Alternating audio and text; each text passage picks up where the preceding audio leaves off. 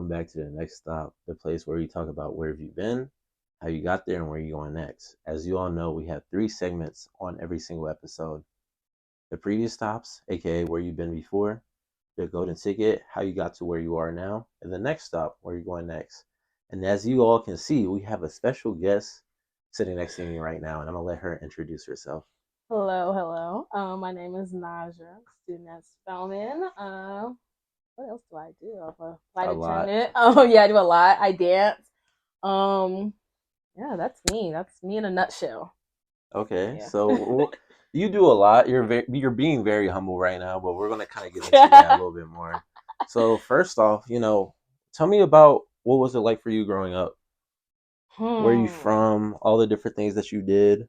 Okay, growing up, so I'm born and raised in Atlanta, Georgia. I did spend a few years of my life in Phoenix, Arizona.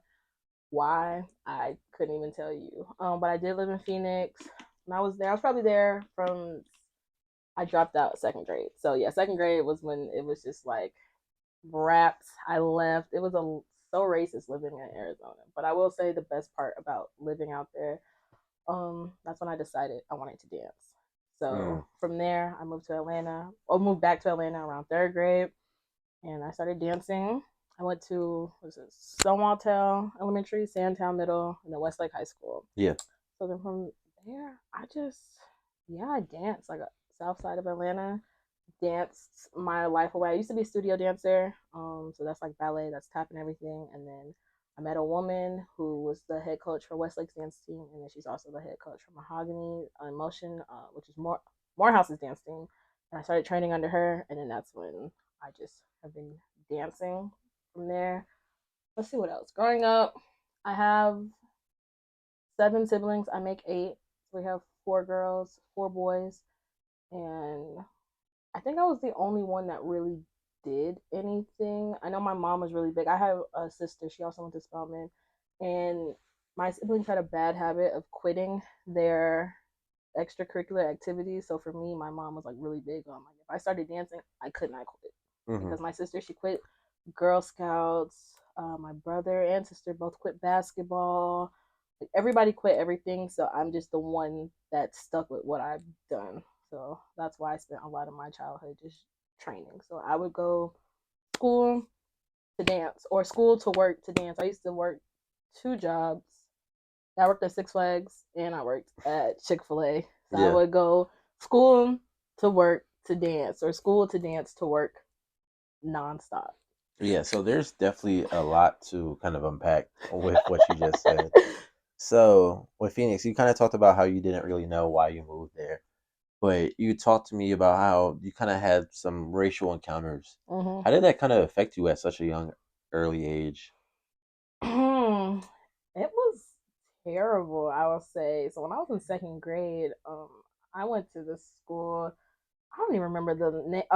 Yeah, I don't remember the name of it, but I do remember that I was like one of the only black kids in that school, and that second grade experience was just terrible. Like, I could not do anything. My mom, she was really big. Both of my parents are educators, Yeah. so I was always advanced in my class, and I used to get ridiculed for that. So I was reading on like a fifth grade level in second grade, and so I would get kicked out of class. Like if I've already finished my books, she would literally kick me out. Or I had times where I wasn't like she would tell people her name was Miss Becky, ironically, but she was a white woman. Yeah. Um, I would have times like she would tell the other kids not to play on the playground because I played on it, and like they would get dark like me. Like it was the craziest encounter ever. So my mom took me out of second grade, and I used to go to work with her every day and just like finish like workbooks and everything all day long. And Hmm. finally, my parents was just like, "Yeah, this is not it. Like, we need to get back home to Atlanta." So we came back, and so it was like a culture shock. When I came to Atlanta, so many black people. Like, I'm like, whoa! Like, all my teachers were black. Everything. Like, since since second grade, like I don't even think I've had a white teacher. Well, until I got to Spelman, like recently, but until then, I've had nothing but black teachers. So it was really weird being in that environment or having like all the students in my class like they're all black, and I'm like, what do you mean we can relate? That was definitely different. and it took a time to get used to and adjust, like how to adjust to that, because I had never experienced, or something that I can remember, I had never experienced that. So definitely was a lot. I probably would say like my fifth grade, sixth grade is when I finally got used to that. It was coming into being like black, honest, like a Yeah. legitimate, like, that's probably when it started happening. No, that's Hmm. definitely real. And you kind of touched on it a little bit, but how has being raised in Atlanta kind of had impact on you, your life, and your identity? It's definitely changed a lot. Like I look at my cousins that still live in Arizona, and I'm just like, we're so different. Like how the music we listen to, how they dress, how they even talk, it's just very different. Like I look at them and I'm like, what do you mean? Like what are you doing? Like Yeah, even with social media and the social media presence, like out here, you're from Atlanta, then like we don't really use Snapchat. We're not really doing it. It's facts. it's Instagram, it's Twitter, like that's what we're on. If I go to Arizona, they're like, yeah, did you see what I posted on Facebook? No, I didn't. Like what are we talking about? Or like they're like, Yeah, follow me on Snapchat. I don't even know my login. So the music that they listen to, like over here, we listen to our Atlanta artists. It's like Future, it's Thug, it's Gunna. Over there, like they're pushing Taylor Swift, they're pushing Miley Cyrus. I couldn't even tell you the most recent song Miley Cyrus has released. Like I wouldn't even know. Like they're going to Taylor Swift concerts. I'm not going to a Taylor Swift concert. It's not enough money in the not your cup world. of tea. Yeah, like Yeah, so it's so different. So I just think about like how I, like even how I dance now. If I was to have stayed in Arizona, I could honestly guarantee I would not dance how I dance now, or I probably wouldn't even be into dancing. Like I probably wouldn't even be what I'm doing. So it's definitely like when I compare the two, I'm so grateful that we did move to Atlanta and I'm able to like be home. Honestly, I mean I was born here, so it's just glad that I got to be really raised here. I get to be around that, and I get to just be immersed in all of this because, I couldn't. I just recently went back to Arizona too, like for work, and I was just very grateful that I did not stay here. yeah, Like very grateful. that's real. That's definitely real. And what was it like growing up with so many with so many siblings? It was fun, honestly. It So was you're the youngest? not at all, not even close. Wow. So I which number are you? uh 6. I'm number 6, but it's a very blended family. It's very Mhm. blended. So, yeah, my mom, my dad. My mom had 2 kids. She had my brother and my sister already, and then my dad had 2 of my brothers. They met on like a field trip somewhere. And like my dad was like chaperoning my sister, and my sister told my dad like, you should date my mom. Like when can I call you daddy? You should come date my mom. So And like then she was joking, then and I think she was being serious, but the word got back to yeah. my mom, and my mom's like, "Oh my god, like I'm so sorry that my daughter like said that to you. Oh my gosh!" And eventually, I think like the story was he ended up asking her out, and they went out. They ended up finding out that my sister and one of my dad's sons, my brother, they had the same birthday, so we call them the twins. Wow. Yeah, so they were born on the same day. After that, I think my parents ended up getting engaged like a few weeks later, and then got married. So they ended up eloping. They got married or engaged like 3 weeks later, or something like. It was like really quick. And then from there, they had me. So I'm like the official only product of my mom and my dad. And then after me, my mom, so my grandma was like a foster mom. Like she always was taking in kids, and my mom adopted like how she was doing that. So my mom, we would always have kids come in and out of our house. My mom, before she became an educator, she was a property manager. So she used to work in like real estate and leasing and everything. And it was always kids that she was really big on making sure that you were like getting your education.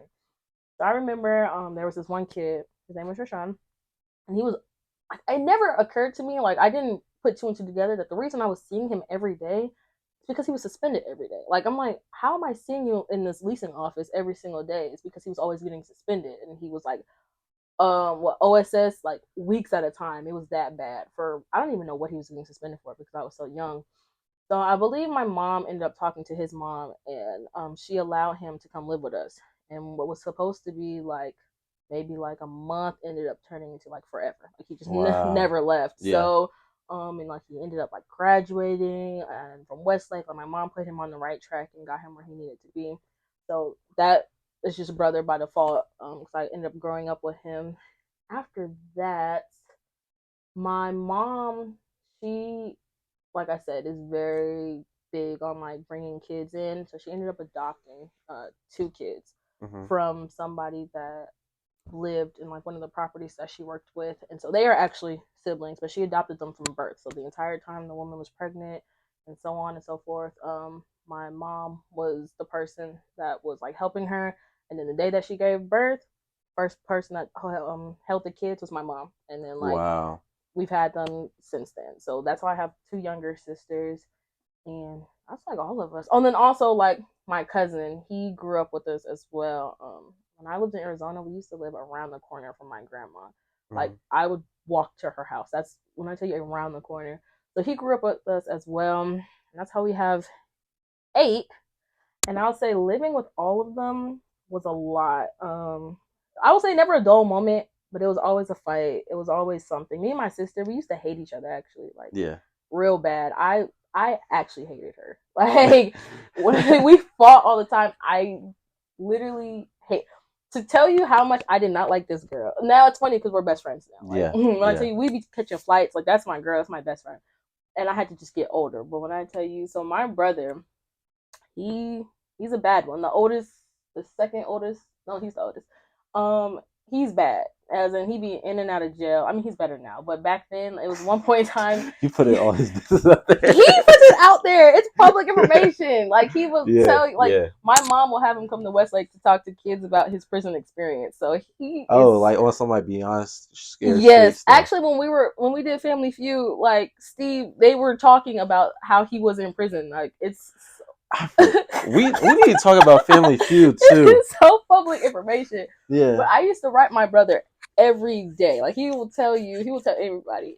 And those letters, they were all, it was like I was venting every day. Yeah. This is what my sister did to me. How dare she? She told me to clean my room. I hate her. And I tell you, like, he would get like 10 letters a week from me, and I was documenting everything my sister was doing. So when I tell you when he got out, he could have an entire book filled with stuff that my sister was doing to piss me off. That's how much like she was getting on my nerves. And then one year, I think she went to Spelman. I was in high school, and like we just started having understanding. Like I'm not gonna snitch on you. You don't snitch on me, Yeah. and Yeah. we became best friends after that. So we're locked in. But that's what life was like. It was always fighting. A lot of family road trips for sure. Mm-hmm. Still fighting, but we do a lot of family stuff together. Like my family is the type to we still have our Wii and we still play our Wii. We do Michael Jackson Experience. Like we still have those game nights and stuff. So That's good. It seems like your family values just taking care of one another. So how has yeah. that kind of just impacted the relationships and the friendships that you have? Um, my friends will tell you, especially like my sisters, they'll tell you I might be a little too giving or too like they'll say I'm too nice because Yeah. I I have a hard time saying no. So I'll Mm-hmm. make sure everybody is straight and everybody is cared for. Um, if the answer like if the answer is no, it's probably not no forever. I'm the type if you ask me something and I can't do it right now, I'll say like okay, but I have like I'll come with the solution. Maybe I can't do it today, but I could do it tomorrow. So that way I can tell you yes. So when it comes to like my friends and everything, like they will let you know. With me, I give everybody the benefit of the doubt and to like show me why I shouldn't. So Mm-hmm. everybody has a clean slate with me always. It doesn't matter what anybody else has said to me about you, whatever. Everybody has a clean slate. I treat everybody the same. And then when you show me why I shouldn't, like if you get me out of my element, if I am not being nice or caring towards you, it's because you actually did something. Like I am so like I said, overly caring, and that comes from how my family is. Like they're very caring. Like it's times when, like my sister Sky, she's always like, "No, Nahjia, like stop," and I'm like, "But listen," she's like, "No, like stop. Like you need to learn how to not be such a caring person." So I had to explain to her like, "This is just how I grew up. Like this Mm-hmm. is how it is in my family." And how I treat everybody around me. So I'm learning, but I have realized recently that it's just solely how I was raised. Like that's just how my family raised me, and that's how I am around everybody around me. And that's good. Like, not everyone might deserve that treatment, but you treat people like that because that's who you are. And you Yeah, shouldn't let someone stop you from being who you are. that's true. But I can be over caring too. Like Yeah. I'm on it. Like I'll be if you tell me something like, oh, I'm applying to I need to start applying to jobs. It could be any random did you apply to them jobs? Here's Yeah. the like, Yeah. did you do that? Did you do this? Did you this? Here's a list of places that you should consider. Like I'd be on it as if it's me always. But people need friends like that. Oh, that's true. That People is true. definitely need friends like that. And it's like the people who you have in your life that value you, Mm-hmm. they probably care and they're very grateful for you because of how you treat Treat them. for yeah, yeah, yeah, Yeah, yeah. so it's like don't worry about the people who don't deserve it. Like, That's true. forget them. Worry about and pay attention to the people who truly do True. appreciate it. I can respect that. That's true. Yeah. So you kind of talked about how you went from Atlanta to Phoenix, back to Atlanta. You went to Westlake. Mm-hmm. What made you decide to stay in Atlanta and go to Spelman? Ah, Rachel, the head coach of Mahogany Emotion. Hmm. She between her and my sister for sure. I know I was dancing at a studio. I was dancing. It was called Norman's Academy of Dance, and I just really wasn't.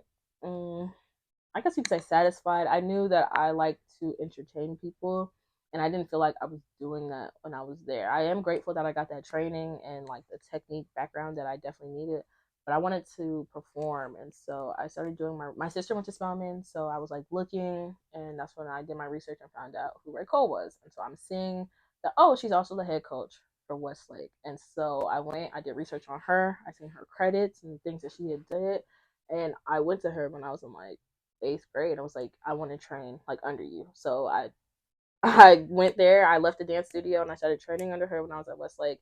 And I told her like I want to go to Spelman. I want to train under you. I still want to continue.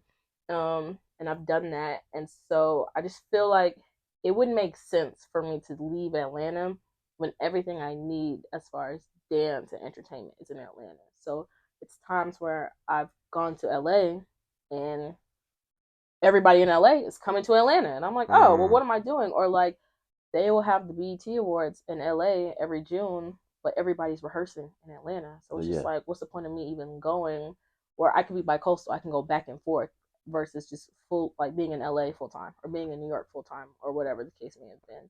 So I just feel like Atlanta's the mecca right now for entertainment, especially with dance. And it just would be stupid for me to leave if I know I want to dance. So that's why it was an easy decision to stay and continue that.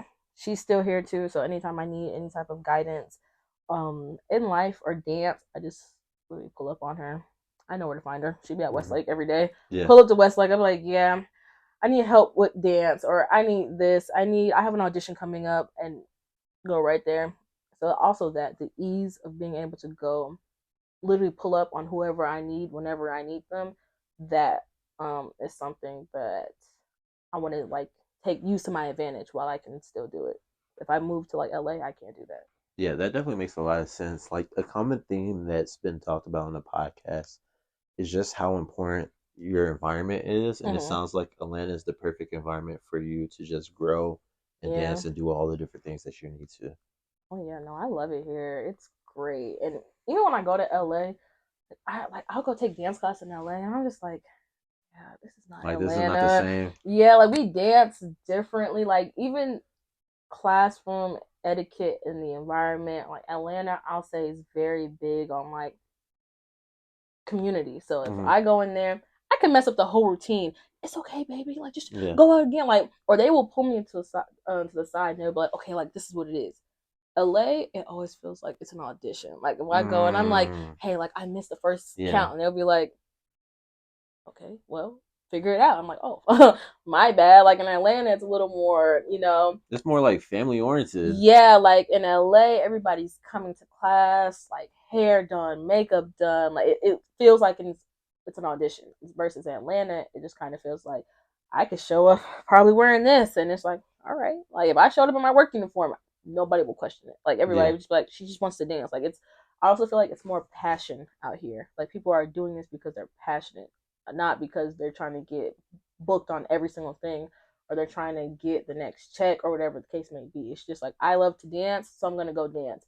LA, it just feels like everybody is just gunning to be booked, and which is, I get it, which is great, but sometimes like I enjoy going to classes out here and I don't have to worry about there being a camera. Like there's a lot of videos, some of my favorite dance videos of myself aren't in front of a professional camera. Actually, all of my favorite videos are not in front of a professional camera. It's not the lights, it's none of that. It's literally one that was taken on my iPhone, and it's just me in a corner or somebody that recorded me, and I was just like running through it. Those are my favorite videos of myself. But in LA, the standard is professional camera, as if you're about to get booked. Like you need to make sure no mess ups.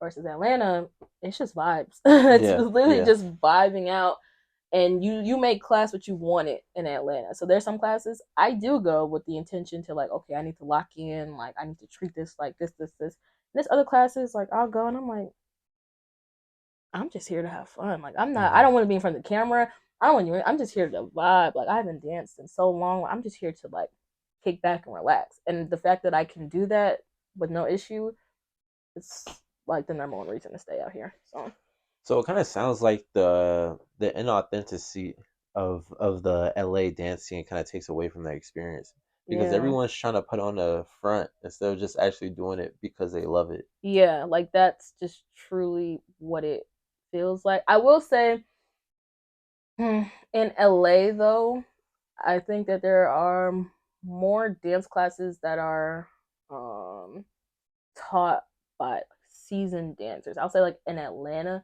because of so much community, I think there are a lot of classes that are just held just to be held. Hmm. Now there are some people that are trustworthy instructors, and they have Yeah, the credits and things like that. I don't think you need to dance with Beyonce to be able to teach a class, but like yeah, as long fair. as you are actually teaching the foundation and teaching what needs to be taught, then it's understandable. So I feel like LA has more of that, which is probably why everything feels so like booked and busy, audition ready, because you actually are in front of people that have been booked and busy. Versus Atlanta is probably like five main people that are booked and busy that teach class, and then like everybody else is like sprinkled in. But I think it's a lot of people. Like if I wanted to start teaching, they probably would let me. But like Hmm. I think that's insane. I'm not in a space in my life to actually like teach in Atlanta. Now, I can get away with it probably in the AUC because like I make it very clear. This is just vibes. This is just if you want to have fun, if you want to groove a little bit, you want to let loose on a Friday. But like if you're actually trying to train um almost like ballet, like in that sense, then I do think you need to have like the proper credentials. And I will say, I think Atlanta lacks that, or not lacks it, but they just let too many people. Like it's what is it? Um, Too many cooks in the kitchens, too many chiefs, Hmm. not enough Indians. I think that's what Atlanta is right now, I feel unfortunately. like you're being a little too humble. If no, I'm just saying that because it's like I actually know all your different accolades, hmm and it's also like you might not have the certifications to teach like a super professional class, but you kind of touched on it. You have the ability to teach beginners at least. Okay, yeah, I would say I do have the ability to teach beginners. Um, So yeah, there's that. But I think where my heart usually is I want to get out of the beginners phase. Like Hmm. so I do want to be able to like continue training myself because I'm always a student, so I need to continue training myself. So then later in the future, I'm not stuck on beginners because like yeah, okay, we could do the basic stuff, but like I do that with my sisters. Like that's not what brings me joy. And so I try it's been a struggle too because even with the dance classes like we are teaching on campus, I'm trying to get out of doing beginner stuff. And so I think it's a mix of like things people tell me and me getting in my own head as well because like the last routine I taught was like the Gucci. I think I love her. Hmm. And I've been holding on to that since last year. Like I made that up. What is this? 2024. I made that up in 2023, and Wow. I've been sitting on it. And I was gonna teach it in 2023, but everyone was like, nobody's gonna be able to get that. That's gonna be too hard. That's too advanced. Like you should consider not doing that. So I just never taught it. And then finally I was like, I'm really tired of doing beginner level things to appeal to all people. It's kind of like, if you get it, you get it. If you don't, you don't. um because I don't know why I became like deemed as beginners level. And it probably is my fault because I tried to appeal to everybody to make everybody feel like comfortable, but that's nowhere what I wanted to do. So I just taught it and people ended up getting it. So I'm starting to learn that like if somebody wants to, they will. They'll figure it out. Yeah, yeah, and it's also like don't let other people get in the way of your dreams or your goals or your aspirations. Yeah. People are always going to create a reason on why you shouldn't or should do something. Just go out there and do whatever you want. If it hits, it hits. If it doesn't, it doesn't. But at least you Yeah. did it. At least I did it. So that's what I'm learning now. Like going forward, anything that comes from me, it's not gonna be on the beginners. It's not gonna be catered to everyone. And Yeah. if you want to challenge, you want to learn, then that's it is what it is. But and that's what you know. And I used to be very anti like choreographer because I always felt like no, I'm telling you, I always felt like, well, I like to work with people that could do what I could do. Like if I throw a backflip in the routine, I need to like I don't want to sit He said, here I and need to make sure they can do a backflip. yeah, like I didn't want to make something like that used to be my biggest thing. Yeah. Seriously, because I do a lot of tricks. So like I'm being so if I throw a backflip into a middle split and then I don't know, start twerking out of it, I just want you to do it. Like I was very anti making modifications until I had to. And so when I started getting into the habit of having to make modifications for people, I think I got lost in that and forgot that my true sense of self is I don't like doing that. It's either you get it or you don't. Because when I go to dance classes, that's what it is. When I go to Mm-hmm. classes, and I take this one class. Her name is Shamika Ann. She has her own studio out here, and that's probably where like the bulk of my dance videos are on my page come from. And that's what her class is. Like I can't remember any modification she gives. It's either you got it or you don't. Like this is what the move is. You figure it out. And so I respect that because it pushes me because like now I'm gonna be sitting there trying to figure it out. And if I don't have it in that class, I'll take it home and figure out like how did she do that? Like how can I figure out how to do that? So I'm trying to get back to that and give that because that's the type of dancer I was trained to be. So the fact I even started losing that, I said, "Oh, this has to stop because this is getting ridiculous. It was getting spooky, actually." Mm-hmm. So yeah, that's what I'm on right now. You got it. You got it. If you don't, you don't. That's interesting. We're kind of getting into like the golden ticket segment. So I wanted to ask, like, what was the moment where you're like, yes, dance is for me. This is my passion. Oh my gosh, yes. When I was in like first grade, it might have been first grade. I used to go to the Boys and Girls Club when I was in Arizona. And one day, this was like, what's that movie? The Game Plan with The Rock and Madison Pettis, I think her name is. That movie was coming out. It hadn't come out yet, but it was about to come out. Mm-hmm. And some radio station was at the Boys and Girls Club, and they was like giving away free movie premiere tickets to go see the movie before it comes out. And they were like, yeah, get in a circle. If you catch the beach ball, you dance in the middle. You got to dance for the tickets. Yeah. You don't dance, you don't get them. Like, that's what it was. And the ball landed on me. I was like the only person to go. And I was like, there's no way. So I got out there, I started crumping. Because I used to watch like Tommy the Clown. Like, that was like a big deal for me. I used to Yeah. watch him all the time. So that's all I knew. So I got out there, I started crumping. And it was giving you got served. Like, it was the Yeah. nuttiest thing. And You got mind you, served, stomped the yard. yeah, like, and Yeah. this was first grade, so everybody was like, "Oh my gosh, look at how she moves!" Like white people, so they were like, "Oh!" And I won those tickets, and I remember like everybody like coming up to me, like it was like parents. They were like, "I'll pay you $500 for those tickets. I'll give you," like they were trying to really get these tickets off me, and I was like, "No." They were paying $500 for a movie. Yeah, because it was the premiere. Like, but yeah, it was a Oh, premiere. okay. Yeah, so they were trying so hard, and they were like, because I guess they child didn't get it. I said, well, I don't know what to tell you. They should have got out there and danced.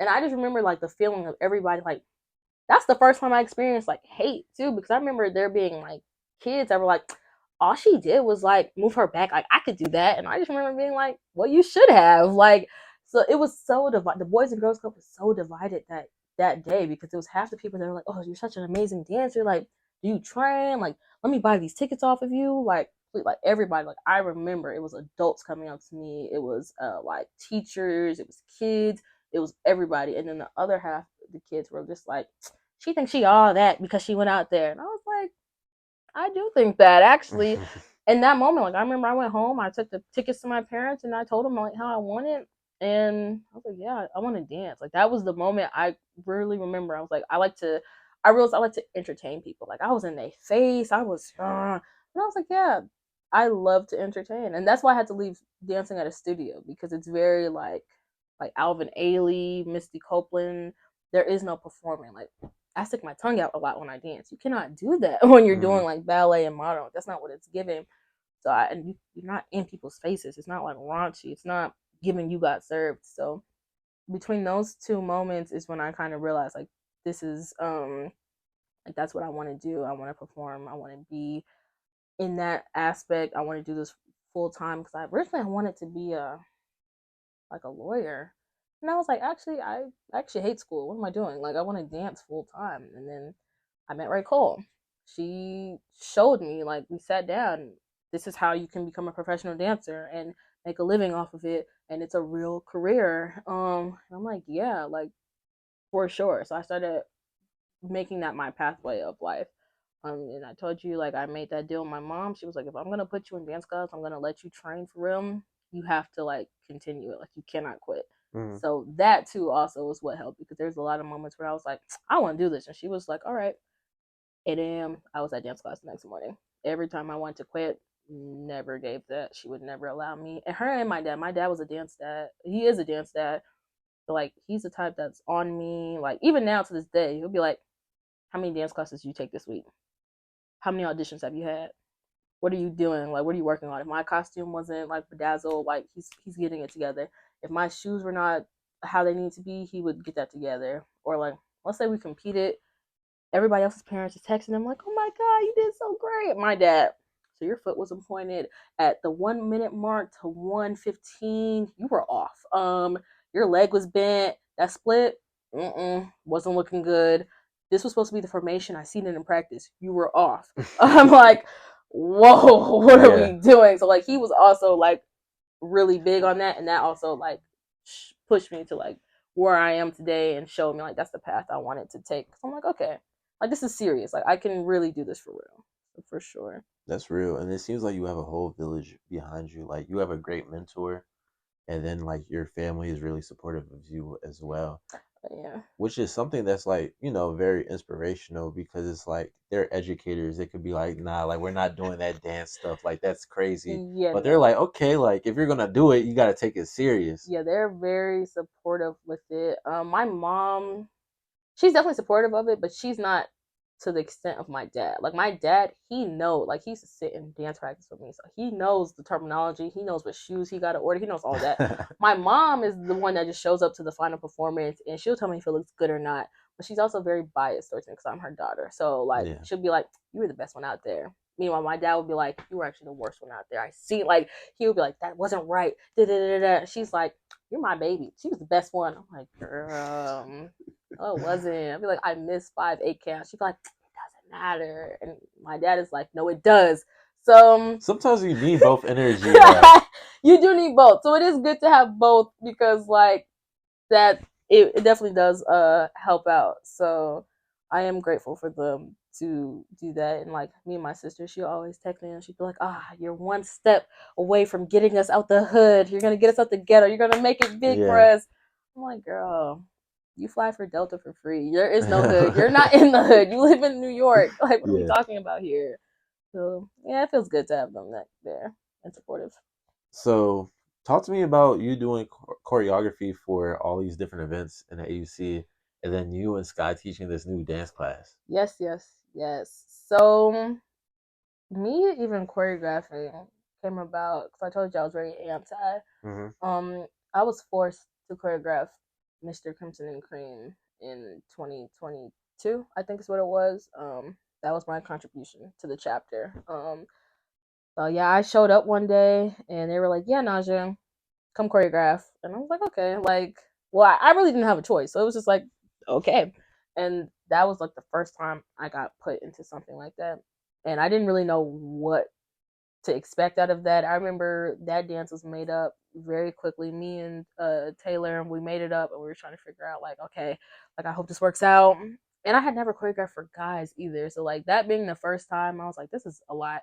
but I enjoyed doing it, like seeing the process. I gotta fall in love with the process, not the prize. So the Yeah. process of getting there was just really beautiful to me. And after that, pageants were just coming and coming and coming and coming. Everybody was asking me to do it, asking me to do it. So I was like, okay, cool. So the first year I did it for free for everybody. I was like, Mm. yeah, like sure, I'll whip something out. I had to like start building my resume. And then by the next time came around, now you know who I am and what I can produce. Now I mean business. Like Yeah. the first time I was going and doing it, it was very much like, okay, you know, now it's a contract. You only get me 1 day a week. You give me this amount of time. You get this out of me. Like it's very straightforward now. Like now I kind of know how to structure it. I come in, do my business, I leave. Um, and if we're not talking business, we're not talking at all. And so from that, what happened was I was like choreographing so much that people were like, "You should teach a class. You should teach a class." And I remember when I was a freshman, I was really big. Like I wanted to dance so much, and there were no dance classes anywhere. So I used to walk like 30 minutes to a dance studio to intern so I could take Mm. classes for free. Like that's how much I wanted to dance. And I was like, this is getting ridiculous. I mean, I was still walking, but I was like, this is getting ridiculous. So I talked to Sky and I was like, why don't we teach a dance class together? And she was like, okay, let's do it. We taught our first one to Juke Jam by Chance the Rapper. And then like he ended up seeing it, like he retweeted it and everything. And I was like, oh, there was a lot of people in class. It was a really great That's your class. best friend. You're funny. But it ended up being like a really good class. And then from Yeah. there, people started asking us like, hey, can you teach for this org? Can we collab with this org, this org? So we were like, okay. So the first year we only taught like 2 classes maybe. And it was cute. And after that, we kind of sat down and we was like, we need to, I guess, if we're gonna do this, because we're now being like pushed together, and it's like Sky and Nahjia, or Nahjia and Sky, like we're a package deal. It's basically what Mm. it became. So people they want both of us. They want us to teach. They want us to do this, that, and the third. So we came together and made it into our little AUC brand, Stunning and Stilettos, and now we just teach. And we teach what makes us feel great, what we can have fun with. It's no need. I will say though, I think it's kind of lame because like now everybody wants to like teach classes when the reason that we started doing this is because there were no classes. So like now everybody's teaching and it's like where were y'all at? Like the only reason that we started doing this is because there was nothing there. So now everybody's doing it and it's like wow, that's insane now. I just can't believe it. I mean, trendsetters for sure, but Yeah. like it's just crazy to see like how that's turned into what it has been because like who are we? Like we're just two girls that like to dance, and next thing you know, like it's kind of cool to see how we almost created a blueprint within just the AUC because now like I remember before I got to the AUC, I was saying like people may teach a class, but it'd be like one and like never again. Like there was one Hills organization that was on campus or something like that, and like they taught like one class, and like I was like, I need consistency. So like that's what me and Sky are kind of trying to build to work with. So like when spring break is done, like it's literally boom, boom, boom, boom, boom. You can catch us Mm. every Thursday. If you miss one Thursday, you can catch us on the next. And we're building and building. And then now people are asking us to choreograph like live events and like we're getting into homecoming and spring fest. So where that's gonna go, I don't really know. But right now it's just something to do to have fun, to get our creativity out. I push Sky all the time because she is a much better dancer than she gives off. Um, which is why if you ever notice on our videos, like on my page, I don't even dance with her no more. Solo, like you need to be on your own Mm. because you are much better than you're giving off. And like she even posted and like she was trolling. She was like, maybe I should go pro. I said, no, you do need to. Like you are Yeah. really great. You're not dancing with me because like the shine needs you need your own shine. Like I already dance on hills. I already built that for myself. You need your own videos. So like I'm very big on don't get no video of me. Like do it on Mm. your own because I need you to even see yourself. I need you to focus on yourself and how great you look and focus on that. So that's kind of where we're at with it. Our next class, so right now, we're partnering with like all the city or all the state clubs. So the Yeah. Yeah. next state that we're doing is like Texas. So I'm excited for that one. I'm not even from Texas, but it's okay because I have recruited everybody that is from Texas, and they're leading me in the right direction. So I already know what that's going to look like, and I'm very excited. It's going to be better than the Atlanta one for sure. Yeah. You're a good friend for helping empower Sky like that. I just want to commend you on that. And it's also like I understand that other people are doing the same thing that you and Sky kind of started, but it's also like it's good that other people are doing it because it allows you guys to really impact and kind of transform the AUC just in general. Because like you said, there hasn't been any dance classes before y'all, Yeah. And and that's how I had to like look at it. Cause I was like, you know what? At first I was like, oh, how could they? But I'm like, you know what? This is actually pretty good because there wasn't that. So it's good to see like something that we were doing actually move somebody enough or inspired somebody enough to be like, you know what? I could do that too. I'll teach like my own hills class, whatever the case may be. So it is better now that I'm looking at it. Like I had to really take a step back to look at it, and I can appreciate that people enjoy what we do, or enjoy the fact that they even come and share the space with us because you don't have to. Like we had a lot of guys in our last one, and I was really shocked to see that. Like we don't really, even though we tell people all the time guys can come, they don't ever come because they think like it's just girls in heels. So it was really good to see like guys come. Like I will say this now, I always make a guy version of the routine. But if there's no guys in there to teach it, then I just will never have the opportunity to teach it. So all the guys coming, I think, open up doors for more men to see that they are allowed in the space if they want. So. yeah, because I was going to say like for guys like they might not just feel comfortable because it's like the name, and then it's also Yeah. just like dancing in general. It's not like it's just like people kind of have a certain type of perspective on it that's not really accurate. So I feel like if you and Sky did a better job of marketing to like to men Men, or yeah. just like in general continue to partner up with the different states, but Mm-hmm. also show like all The right, there's a men, men's version and a yeah, women's version, it then went. it will like grow exponentially faster. Yes, we did like a promo that had a guy in it, and it was like so crazy because I really hate that video. Like we Mm-hmm. weren't doing it full ad. It was like a little mark, but I guess because he was in it, that was enough. It got so many shares on it, and I was like, oh, so people actually do care to know that like we do teach a men's version to everything that we make. So that showed me that like okay, going forward, we do need to like push that a little bit more so people do realize that this is open for anybody within the AUC. Like it doesn't matter gender, like anybody can come. So I'm doing better. The next one is definitely it's probably more male masculine of a routine than anything the next one. So Well, they'll be watching to see. So, yeah. so I have some more questions, just a couple little bit of questions, right? How do you kind of do all the different things that you do in Atlanta, right? So let me break it down. You've been on Family Feud. Yeah. You've been on the court show. You've been on Family Feud. You've been on the court show. Yeah. But like every single event in Atlanta that's surrounded by entertainment, you're working it. Yeah. Can you tell me about how you got some of these for opportunities for just entertainment? But like after that, let's talk about your experience with Family Feud. Man, how do I get these opportunities? And how do you make the most out of these opportunities as well? Big on that. Okay, so how do I get the opportunities? Whew, it's not what you know, it's who you know. And a lot of the times who I know is me. Meaning I can talk to anybody. I can talk Yeah. to this wall if you left me in here. Like I'll start a conversation with anybody in a room, it doesn't matter. And so I'm really big on like your elevator pitch in a sense of if I'm talking to somebody and this I only have 30 seconds with them, what am I gonna say in those 30 seconds to make this conversation go from 30 seconds to a minute and that minute to 5 and that 5 to 30?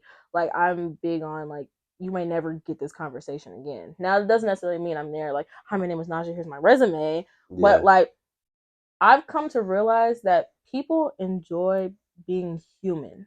So sometimes just having a actual normal conversation that's not followed with this is what I can do for you, but just a genuine conversation with somebody can take you further than you immediately coming and dropping your resume and you're asking something for somebody. Mm-hmm. Because what I've learned is just having a conversation, a normal conversation, will then lead to eventually opening the doors that you want. Yeah. So once I figured that out, it was up from there. And I am a people person anyway, so like I will already talk to people. So I was like, so you're telling me all I have to do is be myself and I can walk into any room basically that I'm trying to be in? Like, oh bet.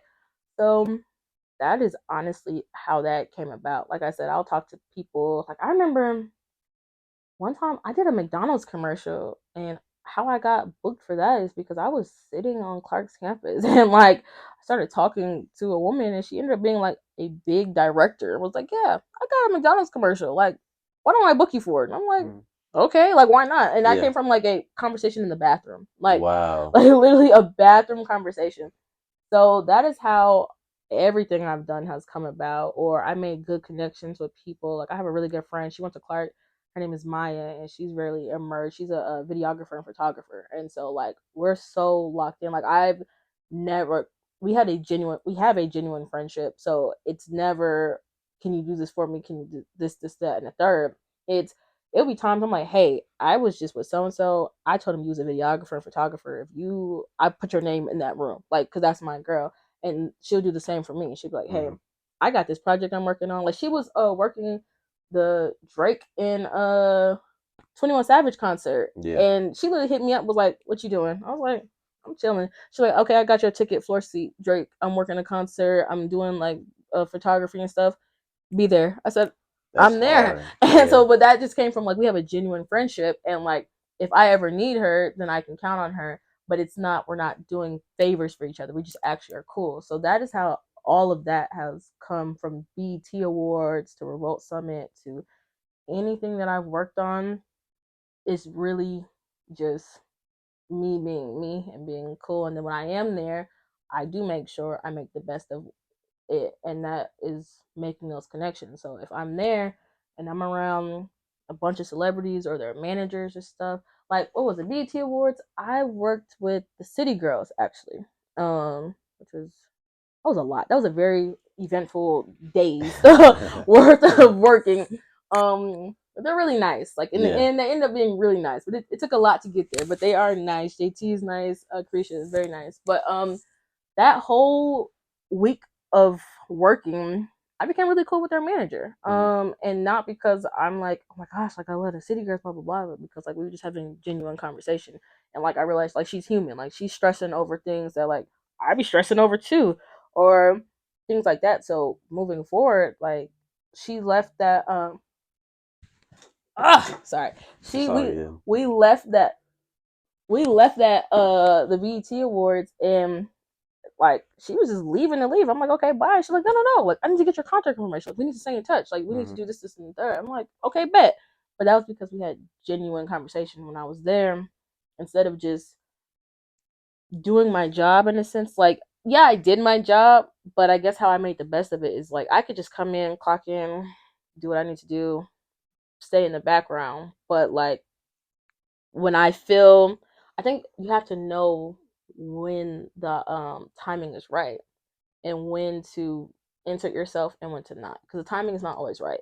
But there's times when you can insert yourself and have a normal conversation, and then there's times when you should not. So I think I've also mastered the art of knowing when it's appropriate to like do that, and when like you have to have a fine line between being yourself and also being professional. So I think I've mastered that when it comes to entertainment settings, which have allowed me to maximize the time that I have, because like I said, I also realized you don't have forever. So my thing is always going to be, how can I make you engaged long enough to want to continue to have a conversation with me, or want you to come back to continue to have a conversation with me. So that's how I got all of those. As far as like Family Feud, oh, that was during the pandemic. Okay, I remember.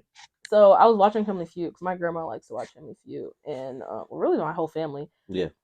And you know how like your phone, like Instagram, they be watching, they be hearing. I remember I was like, dang, I wish I could be on Family Feud. I just said it. An ad popped up on my phone. It was like, want to be on Family Feud? Apply now. I said, oh, look at that. I applied, and they emailed me back, and they were like, we really love your family. Like, can you just send us some more videos and pictures? I said, bet. I sent us a video of us playing the Wii. We was playing Michael Jackson, The Experience. We playing the Wii. Yeah. And they were like, absolutely booked. Yep. We already lived in Atlanta. They filmed at Tyler Perry Studios. And we went down there and we shot 3 episodes. We won 2. We lost the last one. And it was fun. It was intense. It was a long days of like just being on set. Yeah. But it was very, very fun. What question we lost? What was the question that we lost? Oh, it was like name something that starts with a B in a bakery. This always like gets my family like riled up. Like if you ever come to a family function and you just bring up this one question, I promise you it's gonna get everybody heated. Mad. My mom, like, I actually have not seen that episode. I mean, I Yeah. lived through it, but I've never seen it. Yeah. Because like it's like banned in our household. Nobody wants to watch it because we lost. But my brother said beignets, and that was just what did it. Between him saying beignets and my dad said like blueberry pie, or he said some blackberry pie, something like that. He's real country. Beignet is not a good answer. No. That's what I would have said. What else starts with a B? Like I was thinking brownies. Brownies wasn't up there, but brownies is good. But too. it wasn't. It was like bread. Okay, so the reason that it gets everybody like wild up is because like my brother was like, I didn't know I could say bread because it's in a bakery, and my mom was like, everything in a bakery is bread. What are you talking about? Like it just was so dumb. Like we lost, but bread was on there. What else was on there? I don't even remember, but I do remember we for sure lost. And Steve Harvey was so mad. He was like, why would you lose? Like, yeah. So, and it was something else. We did like fast money in one round. The answers my dad gave were just bad. Oh my god! They said because they should have let me do it. It's honestly what happened. He said something like, "When's the last time you changed your bed sheets?" And this man gonna say like years, like 2-3 years. I said, "Why would you say?" Okay, you said this on TV. Yes, but this is what the kicker is. He had just changed his bed sheets like 2 nights before. Like I said, now everybody's gonna think we're dirty. Why would you say that? Like when I tell you, me and my siblings, when he said that, we were like, what? And Steve Harvey was like, fix your face. Fix your face. And we was like, because I tell you, I've never been so upset. Because I said, why would you say that? Yeah. Why would you say it? Then there was another one that was like, what's an age where like people send like naked pictures to each other or something like that? And then he said like 12 or something that was young. I said, oh my god, how would you say that? You're an educator. Oh my god. You know, like what? He was like, I don't know. I said, what is wrong with you? Like I think my mom might have said that. I don't know, one of them. And I was just like, y'all are done.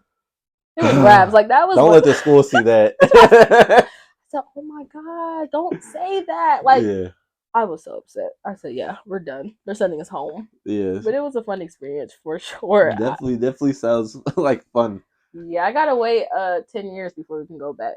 So yeah, I'm ready. I'm counting down the years, because I need to redeem myself. Yeah, you gotta get back in blood. I ain't gonna lie. Yeah, because we were doing so good.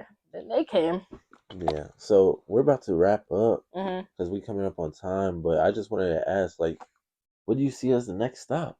What's up for you next? What can we look for?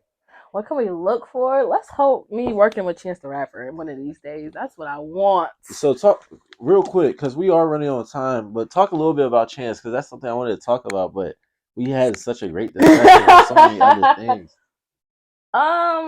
Chance the Rapper, man, I love that man. But not like that. But he's he's cool people.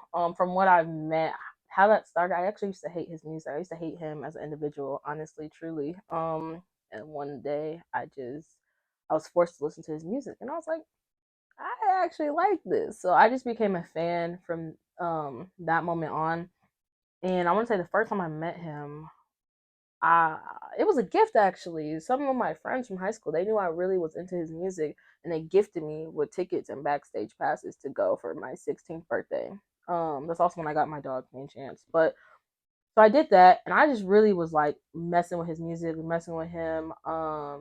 And we ended up having like a social media like conversation that resulted in him like following me. So then that's how we became like just, I guess, a little more locked in like that. And I just happened to see him. So I'm really big on concerts, and my family is big on like experiences. So when I was younger, I couldn't have Jordans or anything, but I could always go to a concert. Mm-hmm. But I could never go to a Chance the Rapper concert. Like my mom would always say no. So I will say like now that I'm older, because I know a lot of people may see me like at all his concerts. It's truly because I'm living out my childhood dreams. Like I Mm-hmm. never got a chance to do this, and because I'm, no pun intended, but because I'm in a space in my life where I have the means to go, I can be in any state at any time that I want, and I can go see all his shows. Like that's how I like splurge on myself. Is I'll Yeah. go see, because I like to give people their flowers when they're there. So like I Mm-hmm. like to go see his shows, and so I just think that me being at all his shows, and then I'm a front row shawty. Like if it's not the front, I don't want it. So I'm always front row at all his shows. I think he just started to notice who I was more and more. And then like the last time I even talked to him, I was in Chicago, and he was like, "Oh, Nahjia, like why are you here? Like you don't even live in Chicago." I was like, "Yeah, no, I know. I'm here to do to come see you to get this signed so I can go home." Like it's real that. So he's really cool. My goal is to hopefully work with him one day. Like not even just, he doesn't have dancers, but I feel like I can change that real quick. Yeah. I feel like I'm what he needs on the dance floor for sure. But even on the like creative direction side and like the rolling out of his like album and things like that, like I find joy in things like that. I love to see artists put in time into their albums and how they market it and things like that. So that's definitely like a goal of mine, is to like work with him one day. Like that's like up there. As far as what I want to do in my life, definitely work with him. There's a lot of artists that I have that I want to dance with. Um that I just want to be in the room with and see how they work and how their creativity flows. And one day opening up a dance studio, man. Yeah. That'll be So hard. yeah, That'll definitely be hard. Nahjia's studio, the Palace, Coming very soon. coming soon. Well, I just want to say I truly do appreciate you being on this episode. This is definitely one for the books. Honestly, this episode should get a part 2, and it definitely will in the future. It should. And we're gonna film the next episode in your dance studio. Yeah, we should. Yeah. Is there anything that you want to say before we end? Also, shout out your social media as Oh well. yeah, my social media is actually my name with an underscore. It's Nahjia at NAHJIA underscore, and that's my social media on everything. Twitter, what is it? TikTok, everything. Even though I really don't be on TikTok, but Instagram, everything is Nahjia underscore. What do I have to say? Nothing much. Is me and Sky, our next class is going to be right after spring break. So anybody that is watching this that What wants day to, is that? I think we said we're gonna do it on the 21st, whatever that Thursday is, right after spring break, March Mm-hmm. 21st. That's gonna be our class. We're going into Texas, so get y'all cowboy and cowgirl hats, and boots. Well, let me not say boots because I'm gonna say the routine is very like so maybe not cow boots, but the hats for sure. Yeah. And we're gonna have a good time. And that's what I have to say. Thank you for having That's a me. bet. Of course, of course. And be there at that next dance class. Yes. Bye.